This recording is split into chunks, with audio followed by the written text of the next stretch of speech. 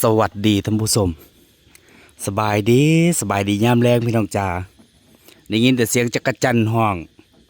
ว่าฝนสิตกอุตสาห์มืดฝนมาตั้งแต่ช่วงบ่ายมิดซีรีไฟดับ ไฟหังกะมา ตอนนี้อยู่หน้าบ้านยายลีได้หยังกินพ่อใหญ่ไข่ ลาบปลาพี่น้อง ได้ยินเสียงปกก็เลยตามมาพี่น้องจ๋าว่าเพิ่นมีหยังกิน ไปซื้อแหวานนี่ เพิ่นได้ลาบปลา ในปลาโค้งมาปลา ปลาอีหยัง ปลาเปียน อ๋อ สีขาว นึกว่าได้ปลาเพีย ปลาเปียกใบได้คอยบ่ได้ กำลังจะทำเมนูลาบปลาใครดอก พี่น้อง พักบ้านเฮาก็บ่ได้อึดพักกระโดนกำลังปงยอดงามอยู่ข้างบ้านเบ้าหมีแต่ว่าเสียดายบ่มีแนวกินกลับพี่น้อง ทำเมนูลาบปลาลาบแล้วได้ปลาแต่มาลาบแล้ว ปลายักษ์โต ตัวเดียว ปลาตัวเดียว มันก็ตัวใหญ่ตื่นอยู่ประมาณ5-6 ขีดไปเลย อ๋อ ปลาเปียนแต่มันทีละประมาณปลามือนี่เบิ่งสิ้นกลางสิ้นหัวสี่โครง นึกว่าได้ลาบเป็ดลาบไก่เสียงสับปกก็เลยตามมาเบิงลาบปลา เมนูลาบปลาอาหารบ้านเฮาเพิ่นสิ ปลาแม่น้ำโขงว่าอย่าเว้าหลายอาหารแต่ละมื้อก็จักสิกินหยังบ่ฮู้ฮอดแนวกินพี่น้อง แต่เอาหมูเห็ดเป็ดไก่ก็มีอยู่แต่บ่ค่อยกินเด้ แล้วเตียงมาแล้วหรือเปล่าเงิน หลักๆก็แกงหน่อไม้ตำบักหุ่ง เตียงมาแล้ว มื้อนี้บ่มีจนบ่ได้กินฮอดข้าวเที่ยงบ่อยากจักสิกินหยังก็เลยกินแต่ต้มไข่ ใส่เท้า โอ้ยกินแต่ผู้แหละจะขึ้นไปผูกแฟนนั่นน้องพ่อชีผูก ข่อยขึ้นไปงานนั่นแต่งซะโพสีก็บ่ฮอดบ่ได้กินหยังเพอมีแต่เนื้อกับหมูก็เลยมา ไปซอยเขาเจ้าแล้วก็ลงมา กินลาบปลาน้ำดิแซ่บด้วยลาบปลาของ ไม่กินกินหยังเนาะ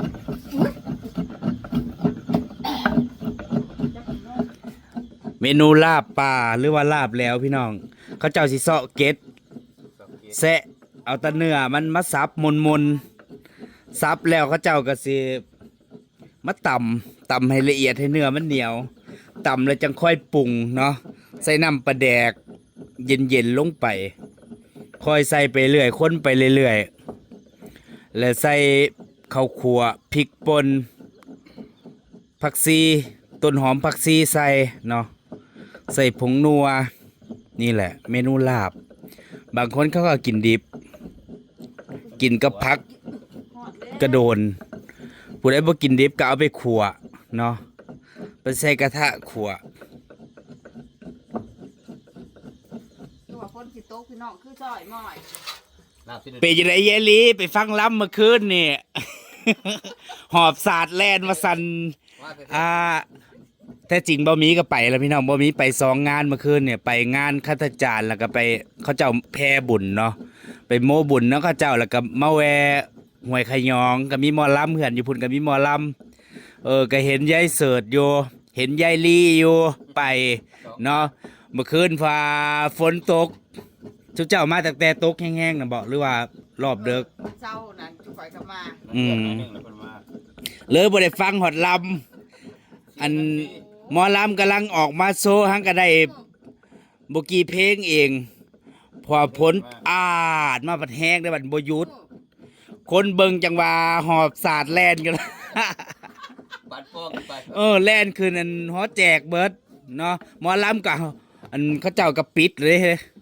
เอาผ้ายางผ้าตังปิดเพอเครื่องเสียงเขาเจ้าลำโพงเนาะ แม่นแล้ว หมอลำก็ลงไปลบอยู่หลังห่านพุ่นน่ะตกแห้งเลยตกแบบกระบ่แห้งหรอกแต่ว่ามันตกลิ้นเนาะชาติตลอดแล้วบ่หยุดอ้าวบาดนี้คอยก็ไปลบอยู่หลังเวทีนะหมอลำ คิดว่าแย่ลี่ไปทางไหนเด้นึกว่าหอบขึ้นหัวแจก บ่ทุกคนออกมาสลาอันนี้นี่ใน กลัวสิเช้าน่ะจน5 ทุ่มกว่ามันเช้าพอเช้าแล้วเขาก็ขึ้นไปล่ำต่อเด้แต่สุข่อยน่ะมา เพิ่นมา เออมาแล้วพอมาฮอดเฮือนเพิ่นดมาอีกบ่หยุดเลยบาดนี้อ้าวบ่ตอนมาน่ะทั้งบ้านเฮาน่ะฝนบ่ตกเนาะทั้งพุ่นน่ะตกจนน้ำไหล พอขี่รถมาเพิ่นเอาทั้งบ้านเฮาคือน้ำแห้ง อืม เองก็ขึ้นร้องเพลงพ้นมาเรียบร้อย คิดว่าเขาเจ้าบ่ได้ล้ำแท้บัดแล้วเขาเจ้าว่ามันตกรอบดึกแล้วบัดนี้มันบ่เซาเขาขึ้นไปล้ำอยู่หอแจก สิแม่น เขาขึ้นเอาเก้าอี้ไปนั่งล้ำ คนเบิ่งก็ขึ้นไปนั่งเบิ่งหั่นล่ะ เมื่อว่าคันนั้น เขาบ่ได้แต่ง เช้าเลย เขาบ่ได้แต่งชุดหมอลำสันพอแต่งชุดเสือธรรมดา ก็แต่งอยู่ แต่งอยู่บ่ เพราะว่าคันเขาบ่ล้ำเขาสิบ่ได้ค่าจ้างได้ของเขาบ่ได้ล้ แม่น ำเขาก็เลยจำเป็นต้องล้ำเพราะว่าย่านบ่ได้ค่าจ้าง เขาเฉยๆกังเว้น เมื่อวานนี่หมอลำ3 งานพี่น้อง บุญมันปรับกัน3 ที่ แต่ว่าคนบ่หลายดอก ทั้งอันบันติวเนี่ยบ่ ถ้าพุ่นกับหมอลำถ้าพุ่นกับหมอลำถ้าพี่กับหมอล กับบาปกันผู้ลูกน้อยนะพี่น้องลูกพัดนอนบ้านนี้อู้ ำหอบสาดแล่น โอ้ คิดว่ายายลี่ไปลบฝนอยู่ทางไหนเด้บัดแล้วเพิ่นกลับพี่น้องแล้วบ่ได้ฟังหอดล คนแตกเมื่อแซวๆเนาะโอ้ยเอากันสิอยู่ ำแต่จริงน่ะมันตก3 เทื่อพุ่นเด้เมื่อคืนนี่ช่วงค่ำๆน่ะ2 ทุ่มกะหมอลำอย่าว่าได้ลำซ้ำมันตกแล้วเขาก็เจ้าก็ปิดไว้ แล้วพอมันเช้าก็ออกมาลำพอมาลำมันแป๊บเดียวฝนตกลำบ่ได้พอสมงฝนตกอีก แล้วเขามาลำอีกที่5 ทุ่มพอ5 ทุ่มกว่า ฝนตกอีก คนน่ะแตกหนีผู้เมื่อกับเมื่อ ทุกคนก็ออกมาแล้วชลาเนี่ยหมอกก็กระตุกโค้งนี่เด้กลางวัด ยายลีแล้วก็อุตส่าห์จ้างรถเขาเจ้าไปได้พี่น้อง อยู่ใกล้แล้วก็ไป ก็เลยเสียเงินฟรีจ้างค่ารถบ่ได้เบิ่งหมอล เจ้าว่าขนาดนี้นะคนบ่อยากไปว่าพ้นติดโต ทางนี้เพิ่นว่าเพิ่นยกเลิกแล้วเพิ่นว่า ำป้าขออนุญาตมันตกแห้งผ้าเหลือมมาบอยู่ วันนี้เด้อว่าจากพวกม่วงมันปาด ว่าสิตกตั้งแต่อยู่คันธจารแล้ว เอาไว้มาขัวน้ำแล้วก็ไม่กินนะ เจ้า กิน ว่าคะแนน ขัว นี้นะ มื้อนี้ก็มืดฝนปล่อยๆอยู่ว่าช่วงค่ำหั่นบ่แม่นใกล้สิตกอีกแล้วบ่ วางค่ำนี่ตอนไปเก็บพักหอมมาพักพมเผามากินกับลาบเลยปุ๊กแป๊กเลย แม่กินเหลือมมาเจ้าเราว่าคะแน อันทั้งนั้นโทรมาตามยายรวยว่าเป็นฟังลำนำบ่เพิ่นว่าสิกลับมา5 ทุ่มอันทีมยายรวยหั่นเด้บ้านน้องเมฆเพิ่นว่า ใส่ตัวน้อย หมอลำลูกแคนยายรวยบ่ไปดอกกูย่านฝนตก ลาบแล้วมาสวยห้ามมา กับทีมหมอล มอนเอ้ยแล้วตกบ่อยู่บาดนี่ตาน่ะลูกเราพวมนอนน่ะเด้โนม่วง ำเพราะว่าช่วงนี้นะมันก็เข้าช่วงฤดูฝนพี่น้องจ๋า ว่าทุกคนว่าเต้นเอามาให้ข้าเจ้าแหน่ว่าอยู่หลังเวทีหั่นนะบ่มีเฮาเต้นสิโชดกระดกมือเขา เมนูลาบปลากับครัวบ้านๆท่านผู้ชม นี่ ครัวเถียงไห้เถียงนาก็สิประมาณนี้แหละพี่น้องจ๋า โอ้ยประมาณนี้นะพี่น้อง บ่เป็นครัวไฮโซเด้ครัวโลโซ รอหลายพี่น้องเว้ยพอบังแดดบังฝนบังลมก็พอเนาะบ่ต้องหรูหราอยู่แบบบ้านๆกินแบบบ้านๆกินแบบง่ายๆนี่ เมนูอาหารลาวมื้อนี้ก็มีลาบปลาเนาะนี่ลาบดิบลาบสุกแล้วก็ลาบซีดหรือว่าลาบเนื้อนั่นเอง ลวกผัก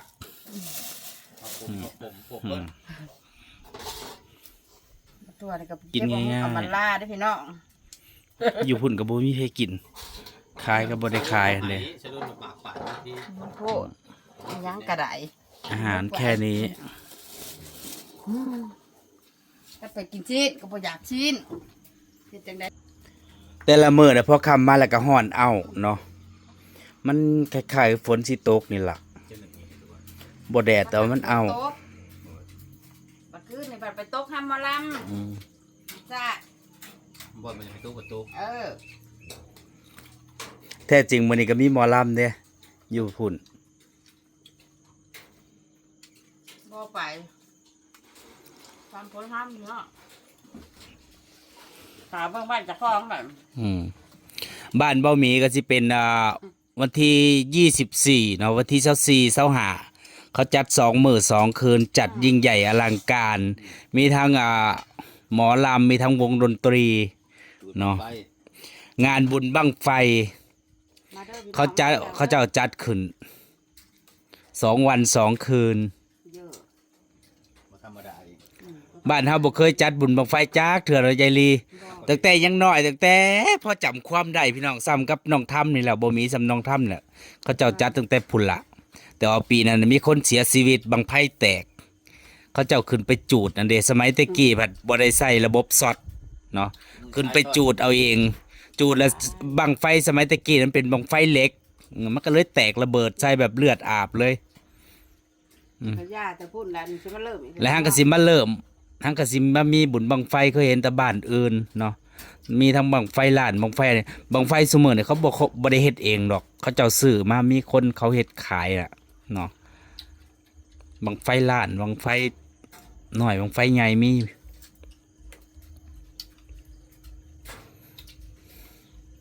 เดี๋ยวรอเบิ่งมื้องานวันที่24มีหมอลำวันที่25มีวงดนตรียิ่งใหญ่อลังการ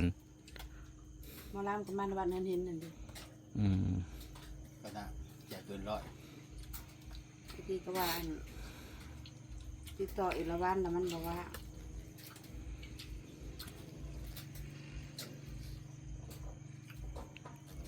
ซุมื้อนี่บ้านบ่มีเขาเจ้าก็ฮิตเอาหมอลำเด้อพี่น้อง สมัยตะกี้ก็บ่ได้มีดอกหังก็สิเริ่มมามีช่วงโควิดเนาะหมอลำแต่หมอลำอยู่ฝั่งลาวน่ะบ่ได้แพงดอกแล้วแต่สิจ้างแล้วแต่งบแล้วแต่เจ้าภาพเนาะราคาบ่ได้ตายโตผู้ใดอยากจ้างราคาหน่อยก็ได้ก็ไปซ้ำนี่ราคาหลายก็ได้ไปเต็มวงประมาณนั้น เขาเฮ็ดให้ปรุงเงินหน่อยเงินหลายเนาะ แม่นแล้วแต่กันราคาเริ่มต้นอาจสิประมาณ2-3 หมื่นจังซี่น่ะ4 หมื่น5 หมื่น6 หมื่น7 หมื่นที่มาในบ้านบ่มีน่ะ7 หมื่น เต็มวง แต่ว่าส่วนใหญ่ราคาทั้งลาวน่ะบ่เห็นแบบวงใหญ่แบบราคาหลักแสนเด้บ่มีเด้ส่วนใหญ่วงน้อย ถ้ามีก็พอเบิ่งของพี่น้องเด้อ ๆ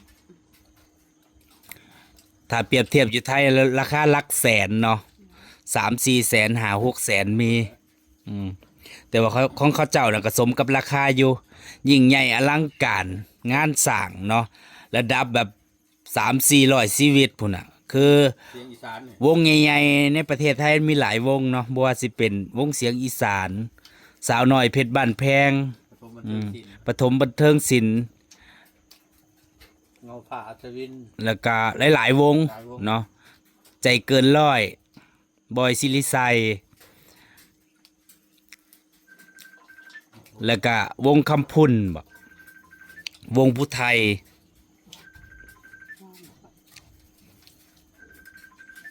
เอากระช่วงนั้นมันใช้กับประจำบายเลยหางเที่ยง ส่วนใหญ่อันวงหมอลำแถวลาวก็ประมาณ 40,000 จังซี่นะ50,000 ประมาณนี้เนาะ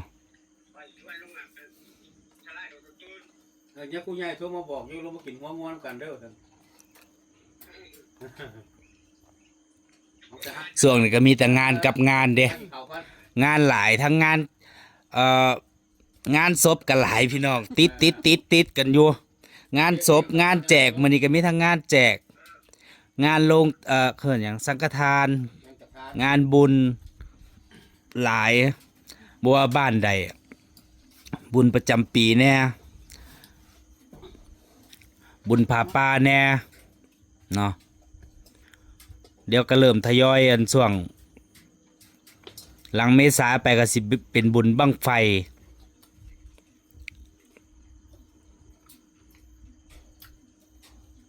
นั่นได้เสียงตึมๆหน่อยพูดได้นะ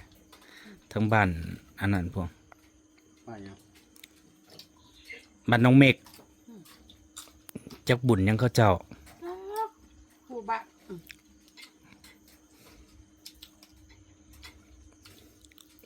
ให้ยุบไหวของหนู ช่วงนี้ผู้ใดที่มักเบิ่งหมอลำก็จะตาเปียกตาแสะพุ่นแล้ว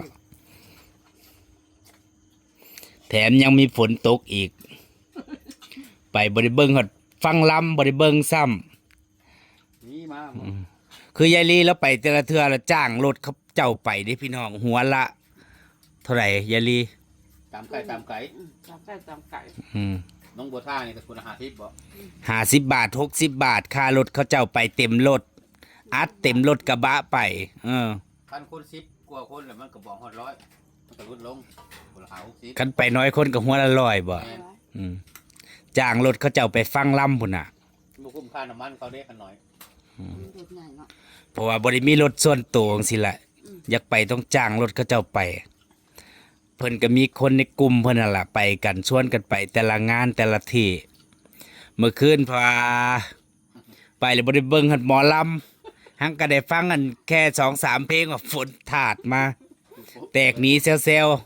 ๆเสียค่ารถซื่อๆบ่ได้ฟังฮอดลำ หัวแจกกันเนาะเขาเจะก็เต็มอยู่บ้าน ตกพะตกบ่หยุด มันบ่มีหมองโจดบ้าน แต่มื้อนี้ก็ทรงสิตกอยู่เด้มันมืด ไม่จะลาย อ้าวแต่ เนาะ พอฮอดวันที่13นี่ว่าจังชีวิต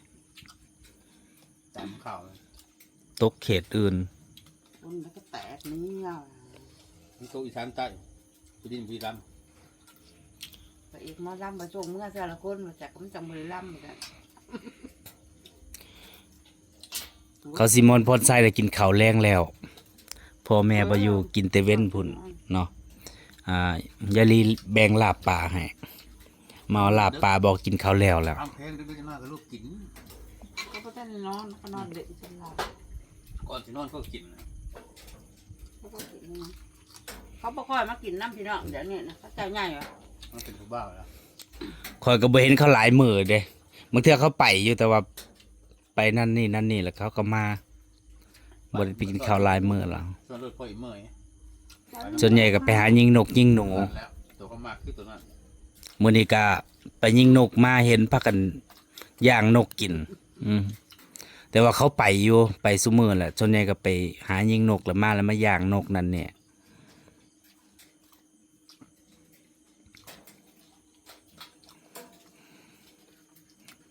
นั่นแหละพี่น้องจ๋ามานี่ก็สิขอเก็บภาพบรรยากาศในเพียงเท่านี้ถ้าฟังลำบ้านเฮายายลี่จังบ่ไปไกล แม่น คันฝนตกก็ย่างมานอนช่วงนี้ก็สิเอาแน่อยู่ดอกเพราะว่ามันช่วง แล้วดูมัน ใกล้ฤดูฝนแล้วเนาะอีกอย่างบ้านเฮาก็ยังพันตกจากเถื่อไปแล้วท่านผู้ชม สบายดี สบายดี รอดูงานบุญบังไฟบ้านเบาหมีพี่น้อง